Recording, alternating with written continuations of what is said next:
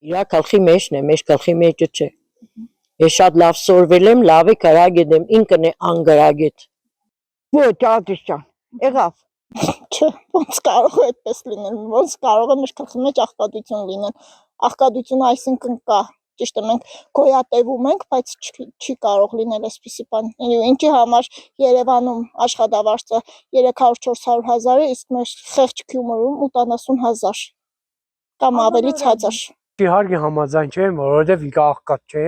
որովհետև ինքը ապրում է լավ պայմաններում, ու չխսած պալատների մեջ, մեր կարգավիճակով չի ապրի, որ ինքը մտածի թե ինքը ինչ է, առօրյալի խոսքի շենքը իր վրա կպելի, իր երեխու վրա կպելի, դե չի պելի, ինքը դիք չի մտածի, որովհետև իր ապրուստը կա, իր տեղը տակ, ինչ չխսած փորը կուշտ, ղեկավար մարդ է, ինքն չի խոսքի ինքն չի թե ինչ կխոսա երևի։ Ես նման բան մտածելու կարիք չունեմ, իսկ որովհետեւ պատասխանեմ Փաշինյանին, Փաշինյանի աղքատությունը սկսվել է իր ստամոքսից եւ հասել գլուխը եւ գլխից վերադարձել ստամոքսը երբեք չի կշտանում, քանի որ նա